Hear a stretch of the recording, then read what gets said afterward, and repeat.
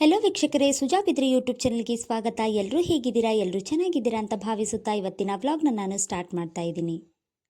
ಮಸಾಲ ಬದನೆಕಾಯಿನ ಯಾವ ಥರ ಮಾಡ್ತಾರೆ ಅಂತ ಇವಾಗ ನಾನು ಮಾಡಿ ತೋರಿಸ್ತೀನಿ. ಬನ್ನಿ ಇವಾಗ ಪ್ರಾಸೆಸ್ನಲ್ಲಿ ಹೋಗೋಣ. ಮೊದಲಿಗೆ ನಾನಿಲ್ಲಿ ಮಸಾಲನ್ನ ರೆಡಿ ಮಾಡ್ಕೊಳ್ತಾ ಇದ್ದೀನಿ. ಮಸಾಲೆಗೆ ಏನೇನು ಐಟಮ್ಸ್ ಬೇಕಂದರೆ, ಮಸಾಲೆಗೆ ಮೊದಲು ನಾನು ಇಲ್ಲಿ ಈರುಳ್ಳಿನ ತೊಗೊಂಡು ಈರುಳ್ಳಿನ ಚೆನ್ನಾಗಿ ಈ ಥರ ಚಿಕ್ಕ ಪೀಸಾಗಿ ಕಟ್ ಮಾಡಿಟ್ಕೊಂಡು ಇದನ್ನು ಹಂಚಿನ ಮೇಲೆ ಹಾಕಿ ಸ್ವಲ್ಪ ಎಣ್ಣೆ ಮತ್ತು ಉಪ್ಪು ಹಾಕಿ ಈ ಥರ ಹುರ್ಕೊಂಡಿದ್ದೀನಿ. ಹಾಗೆಯೇ ಒಣ ಕೊಬ್ಬರಿ ತೊಗೊಂಡು ಈ ಥರ ಕಟ್ ಮಾಡಿಟ್ಕೊಂಡು ನಾನು ಹಂಚಿನ ಮೇಲೆ ಹಾಕಿ ಇವು ಕೂಡ ಹುರ್ಕೊಳ್ತಾ ಇದ್ದೀನಿ. ಮಸಾಲೆಗೆ ನಾನು 2 ಮೀಡಿಯಮ್ ಸೈಜ್ ಈರುಳ್ಳಿ ಹಾಗೆಯೇ ಸ್ವಲ್ಪ ಕೊಬ್ಬರಿ ತೊಗೊಂಡು ಹುರ್ಕೊಂಡು ಅದಾದಮೇಲೆ ನಾನು ಮಿಕ್ಸಿನಲ್ಲಿ ಹಾಕಿ ಈ ಥರ ಪೇಸ್ಟನ್ನು ಮಾಡ್ಕೊಂಡಿದ್ದೀನಿ.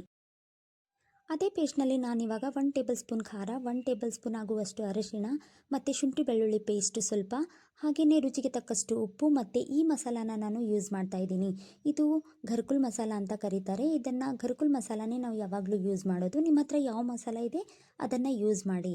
ನೋಡಿ, ಎಲ್ಲ ಐಟಮ್ಸ್ ಹಾಕಿದ ಮೇಲೆ ನಾವು ಈ ಥರ ಚೆನ್ನಾಗಿ ಅದನ್ನು ಕಲಿಸ್ಕೊಳ್ಬೇಕು. 250 ಗ್ರಾಮ್ ಆಗುವಷ್ಟು ಬದನೆಕಾಯಿನ ತೊಗೊಂಡು ಈ ಥರ ಕಟ್ ಮಾಡಿ ನೀರಿನಲ್ಲಿ ಹಾಕಿ ಸ್ವಲ್ಪ ಉಪ್ಪನ್ನು ಹಾಕಿ ಅದನ್ನು ನೆನೆಯಲಿಕ್ಕೆ ಇಟ್ಟಿದ್ದೀನಿ. ನೋಡಿ, ಬದನೆಕಾಯಿ ಹಾಗೆ ಕಟ್ ಮಾಡಿ ಇರಬಾರ್ದು. ಏನಕ್ಕಂದರೆ ಅದು ಹಾಗೆಯೇ ಕಟ್ ಮಾಡಿ ನೀರಲ್ಲಿ ಹಾಕದಿದ್ದರೆ ಅದು ಬ್ಲ್ಯಾಕ್ ಆಗುತ್ತೆ. ಸೊ ಅದಕ್ಕೋಸ್ಕರ ಬದನೆಕಾಯಿ ಕಟ್ ಮಾಡಿಕೊಂಡು ನೀರಿನಲ್ಲಿ ಹಾಕಿದಾಗ ಸ್ವಲ್ಪ ಉಪ್ಪನ್ನು ಹಾಕಿಡಬೇಕು. ನೋಡಿ, ಇವಾಗ ನಾನು ಮಸಾಲಾನ ಈ ಬದನೆಕಾಯಿನಲ್ಲಿ ತುಂಬ್ಕೊಳ್ತಾ ಇದ್ದೀನಿ. ಇವಾಗ ನಾನು ಎಲ್ಲ ಮಸಾಲಾನ ಬದನೆಕಾಯಿನಲ್ಲಿ ಹಾಕಿ ತುಂಬ್ಕೊಂಡು ಇಟ್ಕೊಂಡಿದ್ದೀನಿ. ಒಲೆ ಮೇಲೆ ಬಾಣಲಿ ಇಟ್ಟಿದ್ದೀನಿ. ಬಾಣಲಿಯಲ್ಲಿ ನಾನು 3 ಟೇಬಲ್ ಸ್ಪೂನ್ ಆಗುವಷ್ಟು ಎಣ್ಣೆನ ಹಾಕಿದ್ದೀನಿ. ಎಣ್ಣೆ ಸ್ವಲ್ಪ ಬಿಸಿ ಆದ ನಂತರ ಅದರಲ್ಲಿ ನಾನು ಸಾಸಿವೆನ ಹಾಕ್ಕೊಂಡಿದ್ದೀನಿ. ಸಾಸಿವೆ ಸ್ವಲ್ಪ ಚಟಪಟ ಅಂದಿದ್ದಂಗೆ ಅದರಲ್ಲಿ ನಾನು ಈರುಳ್ಳಿನ ಹಾಕ್ಕೊಂಡಿದ್ದೀನಿ. ಹಾಗೆಯೇ ಸ್ವಲ್ಪ ಹಸಿಮೆಣಸಿನಕಾಯನ್ನು ಕಟ್ ಮಾಡಿ ಇಟ್ಕೊಂಡಿದ್ದೀನಲ್ವ ಅದನ್ನು ಹಾಕ್ಕೊಂಡಿದ್ದೀನಿ. ಮತ್ತು ಹಾಗೆ ಕರಿಬೇವು ಸೊಪ್ಪನ್ನು ಹಾಕ್ಕೊಂಡು ಈ ಥರ ಚೆನ್ನಾಗಿ ಫ್ರೈ ಮಾಡ್ಕೊಳ್ತಾ ಇದ್ದೀನಿ. ಇವಾಗ ನಾನು ಅದೇನು ಮಸಾಲ ತುಂಬ್ಕೊಂಡಿದ್ದೀನಲ್ವ ಬದನೆಕಾಯಿನಲ್ಲಿ, ಆ ಬದನೆಕಾಯಿ ಎಲ್ಲ ನಾನು ಇದರಲ್ಲಿ ಹಾಕ್ಕೊಳ್ತಾ ಇದ್ದೀನಿ.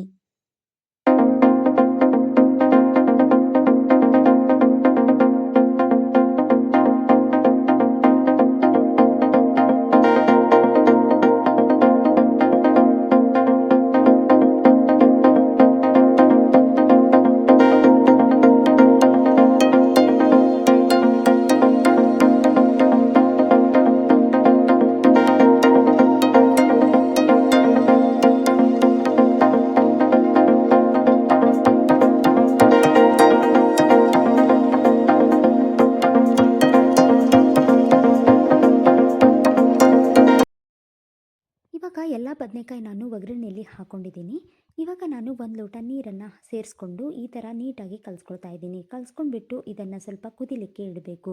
ನೋಡಿ, ಮುಚ್ಚಳ ಮುಚ್ಚಿ ಕುದಿಲಿಕ್ಕೆ ಇಟ್ಟಿದ್ದೀನಿ. ಇವಾಗ ಬದನೆಕಾಯಿ ಎಲ್ಲ ಕುದ್ದಿದೆ. ನೋಡಿ ಎಷ್ಟು ಚೆನ್ನಾಗಿ ಬದನೆಕಾಯಿ ರೆಡಿಯಾಗಿದೆ ಅಂತ. ನೋಡಿದ್ರೇ ತಿನ್ನಬೇಕಂತ ಅನ್ನಿಸ್ತಾ ಇದೆ ಅಲ್ವಾ. ಇದು ರೊಟ್ಟಿ ಜೊತೆ ಚಪಾತಿ ಜೊತೆ ತಿಂದರೆ ತುಂಬ ಟೇಸ್ಟ್ ಆಗಿರುತ್ತೆ. ಒಂದು ಸಲ ನೀವು ಕೂಡ ನಿಮ್ಮ ಮನೇಲಿ ಟ್ರೈ ಮಾಡಿ ಹೇಗೆ ಟೇಸ್ಟ್ ಇದೆ ಅಂತ ನನಗೆ ಕಮೆಂಟ್ ಮೂಲಕ ತಿಳಿಸಿ. ನನ್ನ ವಿಡಿಯೋ ನಿಮಗೆ ಇಷ್ಟ ಆಗಿದೆ ಅಂದರೆ ಲೈಕ್ ಮಾಡಿ, ಶೇರ್ ಮಾಡಿ, ಹಾಗೆ ಸಬ್ಸ್ಕ್ರೈಬ್ ಮಾಡ್ಕೊಳ್ಳಿ. Thank you all.